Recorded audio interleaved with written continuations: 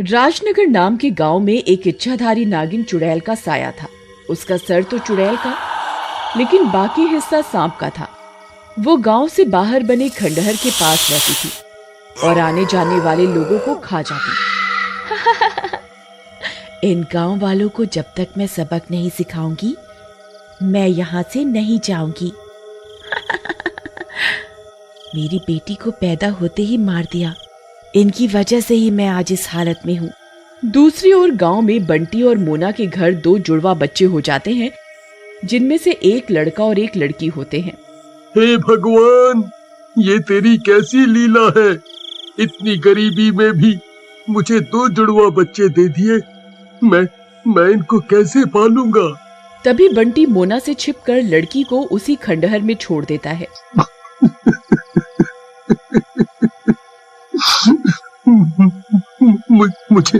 मुझे माफ करना मेरी बेटी, मैं तुझे पालने में असमर्थ हूँ। बंटी रोती हुई बच्ची को छोड़कर चला जाता है। नागिन चुड़ैल उसे ऐसा करते देख लेती है। अरे वाह, कितनी प्यारी बच्ची है, नरम मांस। इसे खाने में तो मजा आ जाएगा। पर वो चुड़ैल नागिन जब उस लड़की को गोद में उठाती है तो बच्ची चुप हो जाती है और चुड़ैल के मुंह पर हाथ लगाती है। चुड़ैल का दिल पिघल जाता है।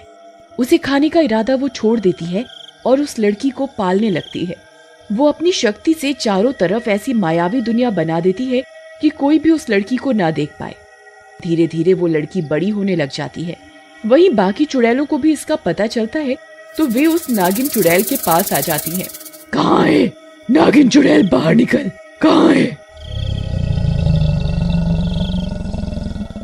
ऐसी आवाजें सुनकर नागिन चुड़ैल बाहर आ जाती है। क्या हुआ? तुम लोग इतने गुस्से में क्यों हो? क्या हुआ? ये तो क्या कर रही है नागिन? तू हमारी बिरादरी का नाम क्यों खराब करने पर तुली है? एक इंसान के बच्चे को क्यों पाल रही है? तभी वो लड़की जिसका नाम नागिन चुड़ैल ने रूपा रखा होता है बाहर आ जाती है। अरे माँ, ये कौन आंटी है जो तुम्हें इतने गुस्से से बोल रही है? देखो आंटी, आप मेरी माँ को ऐसे बुरा भला मत बोलो, ये मेरी माँ है। नागिन, तेरी लड़की तो बहुत समझदार है, लेकिन तूने इसे अपने बारे में कुछ बताया कभी? चुड़ैल की ऐसी बातें सुनकर नागिन चुड़ैल काफी डर जाती है। जब टाइम आएगा तो मैं बता दूंगी। चलो अब तुम सब फुटो यहाँ से। ऐसा कहकर नागिन चुड़ैल उन सभी चुड़ैलों को वहां से भगा देती है। लेकिन रूपा को ये सारी बातें कुछ अजीब लगती हैं और वो नागिन चुड़ैल से पूछने लग जाती है।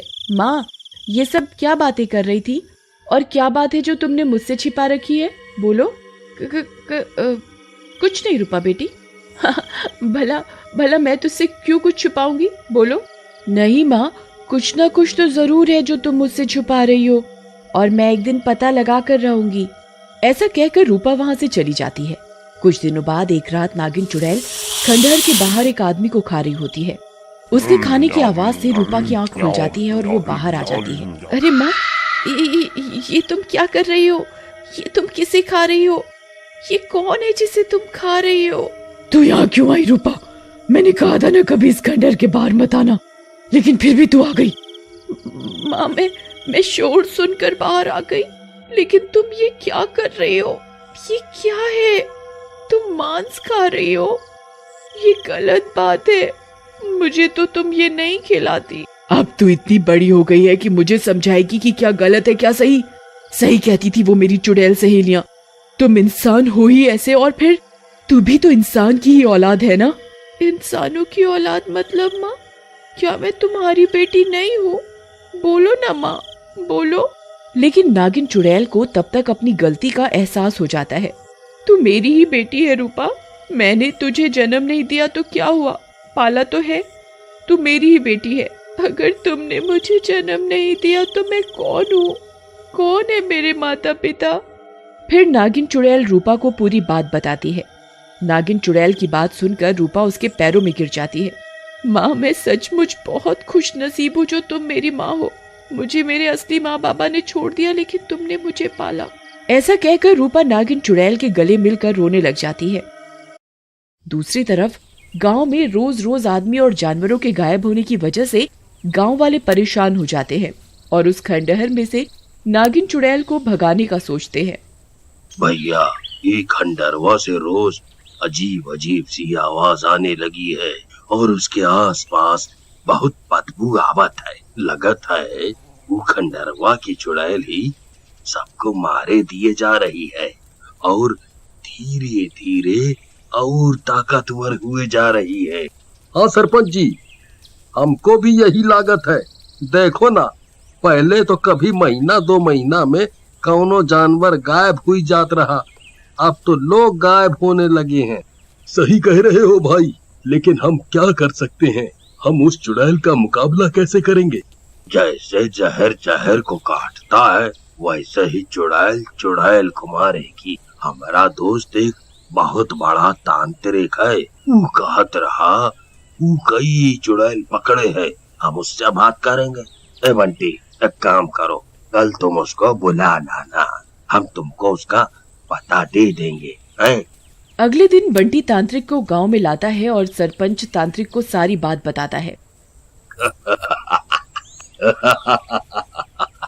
ये तो मेरे बाएं हाथ का खेल है।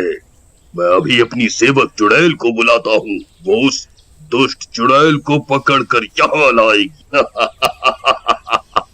ऐसा कहकर तांत्रिक मंत्र पढ़ने लगता है। मंत्रों के खत्म होते ही वहाँ पर एक चुड़ैल प्रकट हो जाती है। बोलो मेरे मालिक, क्या हुक्म है? चुड़ैल, जाओ और उस दुष्ट चुड़ैल को बालों से पकड़ कर ले आओ, जिसने मेरे दोस्त और इन गांव वालों को परेशान कर रखा है।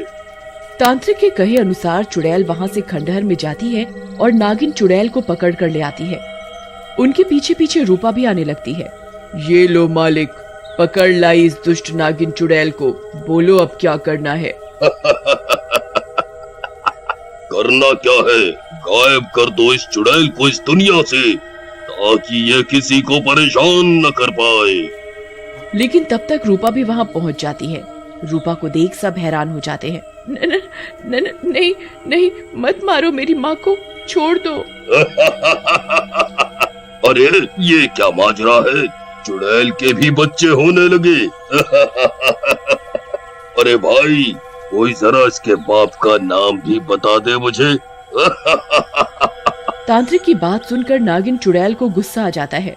तुम इंसानों में कोई इंसानियत नहीं है, शायद इसीलिए मैंने कभी अपनी बेटी को तुम लोगों के सामने नहीं आने दिया, नहीं तो वो भी तुम लोगों जैसी बन जाती। और रही बात इसके बाप की, तो ये नास मिटा बंटी है इसका बाप। ये बात सुनकर गांव वाले हैरान हो जाते हैं। कहा बंटी, बहुत शरीफ बनत हो, लेकिन चुड़ैलों पर भी नजर रखा तो है। अरे क्या सरपंच जी, कुछ भी, ये चुड़ैल कुछ भी बोल रही है और तुम इस बात पर मजे ले रहे हो। ए चुड़ैल, चुप कर और सच बोल। आज तो बहुत डर लग रहा है तुझे, मुझे सच बोलने को कह रहा है, लेकिन वो रात भूल गया जब तूने इस बच्ची को खंडहर में छोड़ दिया था मरने के लिए। तब मैंने पाला था इस बच्ची को। तब तक मोना भी वहाँ आ जाती है और नागिन चुड़ैल की सारी बात सुन लेती है। अच्छा, तो उस दिन मुझे 2 बच्चे हुए थे।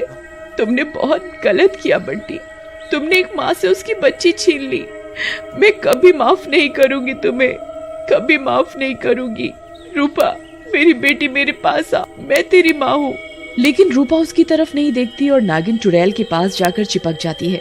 उनका ऐसा प्यार देखकर दूसरी चुड़ैल भी नागिन चुड़ैल को आजाद कर देती है और गायब हो जाती है। मोना को रोता देख नागिन चुड़ैल रूपा को अपने पास से अलग करती है और रूपा को समझाती है, बेटी ये ही तेरी असली माँ है। मैं अपने स्वार्थ में बह गई थी, मुझे पहले ही तुझे इनके हवाले कर देना चाहिए था, लेकिन शायद अपने बदले और तेरे प्यार के कारण मैं ऐसा नहीं कर पाई। मेरी बच्ची तो इंसान है और मैं चुड़ैल।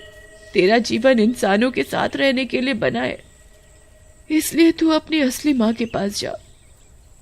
लेकिन माँ तुम भी मेरी माँ हो, मैं तुम्हें नहीं छोड़ सकती। लेकिन कुछ नहीं, तुम जाओ और आज से मैं भी आजाद हो गई और तू जब भी बुलाएगी ना, मैं तेरे पास आ जाऊंगी। ऐसा कहकर नागिन चुड़ैल आसमान में गायब हो जाती है।